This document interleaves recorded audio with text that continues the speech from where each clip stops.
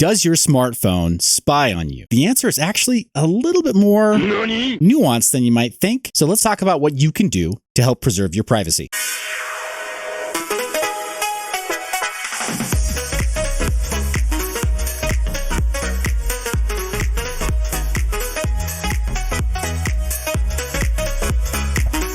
Guys, go ahead and hit that subscribe button if you're not already subscribed to the channel. Thank you so much for being a new subscriber. Just behind me, I have what I call the GAT fam. See that acronym? Google, Apple, Twitter, Facebook, Amazon, and Microsoft. It's kind of meant to create a picture in your mind, right? A big tech holding your family hostage, right? And saying, if you don't use our products, services, and our devices, we will sever your connection to your loved ones.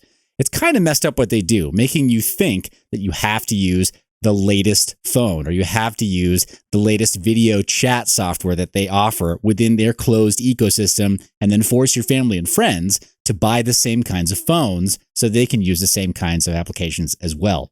So that's why I came up with that acronym. Some people call it MAGA FT for kicks, just to be silly. GATFAM, I think, helps me understand it a little bit better. The most popular handset manufacturers are Google and Apple, and to a much lesser extent, Microsoft is still making handsets that run Windows Mobile, but they're really not quite as popular in the United States, Canada, the UK, all of Western Europe, and anywhere that you might be watching this video, Australia as well. Hello, we see you. Google and Apple, they rule the day. And really Apple more than anybody, the iPhone. Most people think, well, my iPhone is totally secure, right? My iPhone is definitely not spying on me, right? Well, actually, no. Your iPhone does spy on you. This article by Davey Winter in Forbes talks about a few critical ways in which your iPhone spies on you. He references a video and article, Joanna Stern on the Wall Street Journal. She tested over 80 applications that iOS in the iTunes store listed as must-haves. Basically, stuff that Apple itself recommends that users install. Guess what they found? 79 out of those 80 applications were spying on customers. They were sending email address, name, other personal info, IP address. So the advertisers and other websites that you visit know your direct location, sometimes GPS coordinates, so they can pinpoint your exact location, as well as other metadata that you will never get back because it's been surrendered by Apple to these advertisers. Doesn't seem very secure or private to me, but here's some things that you can do.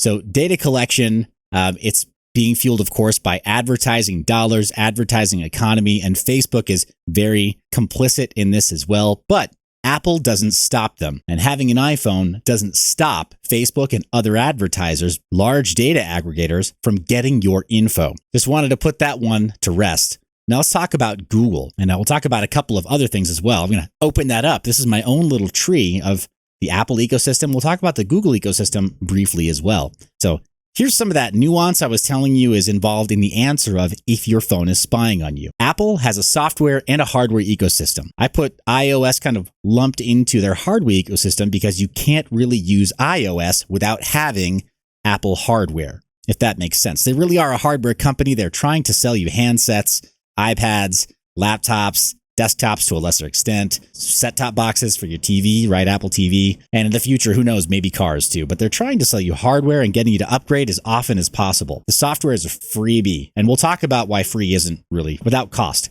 But iPhone and iPad, here's kind of what's wrong with it.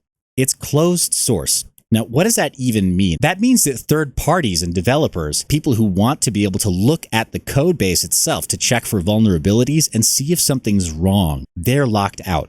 They're not permitted to take a look at it. Microsoft is highly criticized for the same practice. It does cause some problems in terms of security if third parties can't audit the code and make sure that it's safe. It's also a closed ecosystem. If you want to use FaceTime, the person you're going to talk to has to also own an iOS device in order to use FaceTime. That's a little bit of a problem because now you gather other users and they are forced to use only one kind of hardware. If somebody wanted to write a virus for handsets, or if they wanted to exploit the security and privacy of handsets, what platform do you think they'll be targeting? That's right, they target iOS. WhatsApp was exploited by an Israeli research group. This is a headline that made big news internationally not that long ago, but they exploited it on iPhones first because they knew there'd be a large number of people who just think, okay, I'm safe on an iPhone, and don't think twice. Closed ecosystem creates a feedback loop with the closed source. It's a problem. It lulls users into a false sense of security and makes them believe over time, falsely, there's no way for them to leave that ecosystem. That's bad from user behavior perspective. And some alternatives are, of course, Android, but not just regular Android published by Google. There's a caveat there. Most iPhone users will say Google Android devices are just little spy machines, and they're not wrong. But if you look at Android open source, it's a different story. Also Linux mobile. We'll talk about those really briefly in just a second here. But the software ecosystem of Apple, also there are some problems there. iCloud, or free storage that comes with your device, iTunes and Safari, some other things that are free. They're not really free. You pay with privacy. You pay with security. You pay with somebody else being the owner of your personal private memories, such as photos and videos of yourself, your loved ones, your family. And if you stop paying for premium service there, well, guess who owns all of your data? That's right, the company that was storing it for you. In this case, Apple. Make no mistake, Apple is not running a charity. They're not going to hold your photos indefinitely. Well, at least not for you. But they can store them as long as they want, as long as their servers can hold all of the capacity, and they normally can hold them a long time. So you want to get your photos and your data off of their servers as soon as possible. Same is true of iTunes. iTunes used to just help you catalog your music. Now it owns your music. You don't even own your music anymore. So iTunes has totally shifted. And then Safari is not nearly as secure as it claims to be. There are other browsers that are much better options. And we'll talk about those when I talk about Google Chrome. There are some problems here in the Apple ecosystem, but Google is not a whole lot better. There's just more to choose from with different problems. The top problem being in the software ecosystem, not with Android. Who doesn't use Google Search? Right? It's a very good search. It can show you really relevant results, but it can also edit results. It can also choose what to include and what to omit. Well, it's not a security or privacy concern. It is a bit of a problem in terms of it being not helpful to people who want to learn an alternate perspective or learn an opposing perspective and learn more as opposed to just reinforcing their own bias. There's a bit of an issue there. But let's talk about Google Chrome. A lot of people use Google Chrome instead of Safari on their Apple devices, including on their iPhone. Now, what's wrong with it? A couple of things. It doesn't protect user data or privacy by default. It tracks and records all of your habits. All of this is stored by Google, and it can be used against you in the future in maybe some unforeseen ways. We don't know who Google will sell that information to, and we don't know who those buyers are and what their goals are. And then it's also over time made slower than other options because of all that tracking. It doesn't filter out JavaScript. It doesn't filter out trackers that try to obtain your identity and to obtain your location. And because it doesn't filter those out, it slows down your browsing experience. Let's talk a little bit about the alternatives to Chrome. There's a hard mode, which is to keep using Chrome, but then adjust all the settings. But that is a bit like playing whack-a-mole. You're never going to get ahead of what Google can publish in changes there. Same with Safari, because they'll make changes faster than you can adjust. So that's hard mode. Easy mode would be to install good plugins for privacy protection inside of a Firefox or a privacy-oriented browser like ungoogled Chromium or Tor browser. Now, some people say, well, Tor browser, that's for the dark web only, right? Hacker man. No, it's not for the dark web. And no, it's not for criminal activity. Tor browser was developed with government funds in the United States in order to protect privacy. And it's become something that U.S. citizens, and newsflash, not just U.S. citizens, the internet makes the world a very small place, but for the entire world to use to preserve its privacy. And something I call brainless mode, all you have to do is point, click, and install something like DuckDuckGo browser or Brave browser. I think the easy mode is the best blend between those two. But that's the quick way to get rid of the top offenders is Google Search, Google Chrome, and then some alternatives to the iPhone and to standard Android. I mentioned before, the biggest problem with Android is when Google controls every single aspect of it. But there is a way to make sure that Google isn't in entire control of your handset, even if you're on an iPhone, right? And it's calling out services. We'll talk about this, use a different visual aid. This might help a bit more. Boil the question down to just a couple of simple yes or no's. The top question is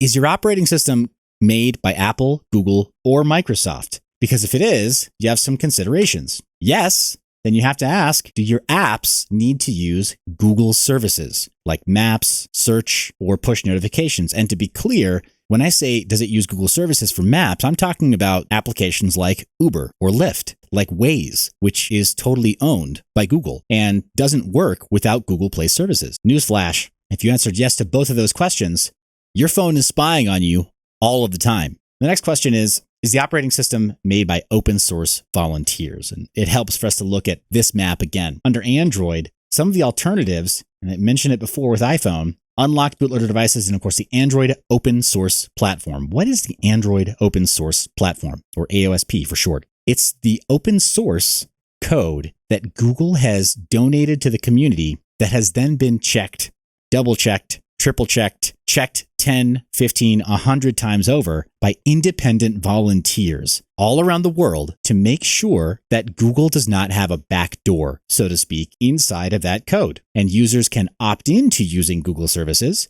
but they're not present by default. Very different from stock Android made by Google, and it's worlds different from iOS, which still relies, in terms of the app ecosystem, on Google Play services in order to give you the best experience, so to speak, the most seamless experience and most convenient experience as Apple has designed it. That's the big secret. It's still spying on you, and it still relies on Google. That's Android open source platform in a nutshell.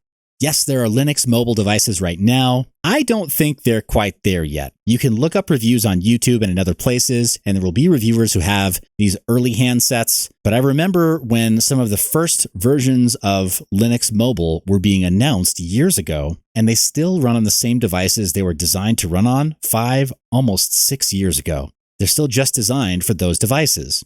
And it's okay, but I don't think that the app ecosystem or the hardware support is quite there yet. So if you want a bit of convenience, which is why you'd have a smartphone anyway in the first place, then I don't know if Linux Mobile is the right choice for you. If you're just trying to get rid of smartphone apps that are leaking all of your data, then maybe just get a flip phone instead. It might tell advertisers less about you at least, but it's there as an option to Android handsets as well. And then unlocked bootloader devices. What does that mean? Well, that means that the device, instead of being forced to run only one kind of operating system, it can be unlocked and then have a new operating system flashed onto it, like the Android open source platform. I have right here a Pixel device by Google, which ironically, I know it doesn't make intuitive sense. People always say like, wait, it's a phone designed by Google, but it's more safe, secure, it's more private than an iPhone? Well, yes, actually it is. It's kind of crazy, but even though the hardware is manufactured by Google, it's one of the best devices to reclaim your privacy and be more secure because you can kick Google off of it with that open, unlocked bootloader by loading on new software. Another thing you can do to maintain your privacy, and a lot of people don't really think about this, so, I mean, this is just between you and me. This is kind of a next level secret. But most people don't think about their notifications and what's showing on their screen. This right here, you can't see any sensitive data, any sensitive personal info from this lock screen. But if I turn by just a few degrees, it's a privacy shield. You can't see anything at all. That's a big deal when working in cryptocurrency. That's a big deal when having to type messages that you know are sensitive, where there may potentially be third parties that are interested in seeing what's on your screen, or if you just want to stay private. You don't want a security camera accidentally picking up something on your phone, and you don't want other people staring at what's on your screen. And parents out there, I know that you know what I'm talking about. What do your kids do? They walk around and stare at your phone, don't they? Because they think it's entertainment time. Imagine that the entire world is filled with curious 3-year-olds. And this makes more sense, right? To have a privacy shield. So those two things, loading on new software and then having a privacy screen. But we can go deeper than that. There are operating systems that are designed to be an AOSP or Google free experience. And then there are operating systems that are secure as an AOSP experience. And I'm going to kind of demonstrate the difference here. There's Lineage OS, which is a phenomenal project. I used the precursor project CyanogenMod years and years ago and have endorsed using Lineage OS to some of my family and friends. But the great thing about Pixel devices is that you can use more secure operating systems like Graphene OS or calyxos that will then allow you to relock the bootloader. Lineage OS by default, yes, it gets rid of the Google experience, so you have fewer trackers sticking to you. You can put a VPN on it. You can, of course, order some third-party SIM cards, so you don't have the big carriers like Verizon, T-Mobile, or AT&T surveilling you and selling your info to whoever offers them money without a warrant, which they do. But also, with these operating systems, Graphene OS and calyxos, you can now lock the bootloader. So if somebody has physical control of your device, they can't just plug in, try to reflash some temporary operating system, and then pull data off of your storage. That's possible with Lineage OS. Unlikely, but possible. And if you know that you work in a field where you need enhanced security, I think it's a better option than Lineage OS.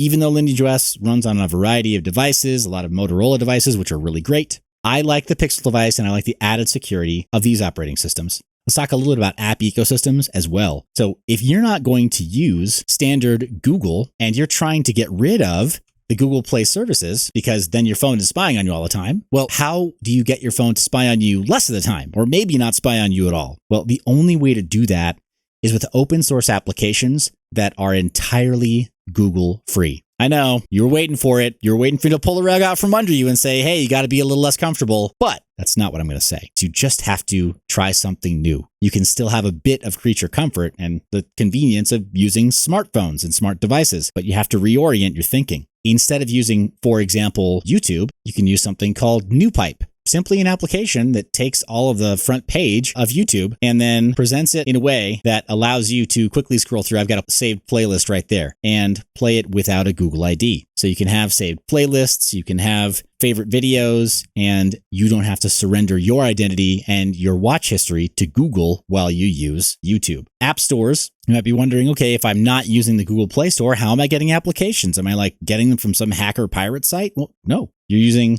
something called f-droid. And f-droid is just an open source app marketplace where all of the developers here have committed to letting their code be fully auditable by the community. It's pretty great. There's some great email clients that support encryption. There's some really great messengers. There's some really great applications like cryptocurrency tracking widgets. So you can always see any time of day or night what the price of Bitcoin is if you're into that. And if you're watching this channel, you probably are. So again, guys, thanks for being subscribed. But beyond that, there's a way for you to pull applications directly from the Google Play Store with the Aurora Store. Anonymizes you on Google's Play Store, lets you pull any application that you want from the Google Play Store, but feeds back anonymous data to Google. Now, this is less helpful if you have applications that require Google Play services. And the third part that makes this a little bit easier to use is something called Micro G. It emulates Google Play services, or it allows you to use Google Play services entirely anonymously without revealing your identity to Google. So all of this is to say, there's definitely a way to improve your privacy. And yes, shameless plug, we offer a version of this directly on mineyour.biz. We call it the Freedom Phone, because freedom. It runs AOSP based on Android 11. It's only for GSM networks, so if you put in like SIM card from Mint, that would totally work. But it comes with several applications pre-installed, including Signal and the Tor browser, so you're secure from day one. Has a protective cover, as well as a privacy screen professionally installed so that you don't have to do those things. Rapid charger and USB Type-C cable so that you can be secure and you don't have to worry about installing all of this yourself and becoming a nerd overnight and trying to learn how to securely flash software onto a phone and then relock bootloaders and then ensure that it hasn't been tampered with, or activate it and install this on your own home network. All you have to do is pop in a SIM card and use it. That's it. So on mineyour.biz, we accept many forms of cryptocurrency and we accept anonymous checkouts. So you can purchase this phone as an anonymous person, have it sent to wherever you want, provided it does not violate regulations here in the United States for me to ship it to you, and you can pay with a cryptocurrency of your choice. All right, guys, that was a long, shameless plug. But the bottom line is, now you know beyond a shadow of a doubt, your phone, realistically, it probably is spying on you. Unless you're running a fully open source operating system and your apps function without Google Play services. It doesn't matter if the operating system is made by Microsoft, Google, or Apple. Your phone is probably spying on you, and there is a way to decrease the amount of spying that it can do, but that's only by getting off of those operating systems, getting off of Google Play services, installing a VPN, using Tor browser. Those things are all pre-installed on the Freedom Phone, which you can pick up at mineyour.biz using cryptocurrency, checking out anonymously, and having it shipped to any place where technology is legally shippable from the United States. Need to know, though, down in the comments section, what kind of phone do you use? What's your favorite operating system? We really like calyxos. Do you like Graphene? Do you like Lineage OS? Do you think no matter what I just said, iOS is still the best? Are you still convinced that your privacy is totally protected using iOS? Tell me down in the comments. Till next time, thanks for watching. Thank you so much for watching all the way to the end of the video. If you want to be notified of videos like this in the future, first off, click subscribe, press the bell icon. Additionally, you can sign up for the Mind Your Biz email newsletter. That'll give you exclusive access to certain freebies, notifications for deals within the cryptocurrency mining space, as well as some of our flash sales for merchandise, which you can buy with cryptocurrency. That's right. It's the only cryptocurrency merch that you can buy with cryptocurrency. We practice what we preach. As always, thank you so much for watching. You're the reason I make this media. I love your face, and I will see you in the next one.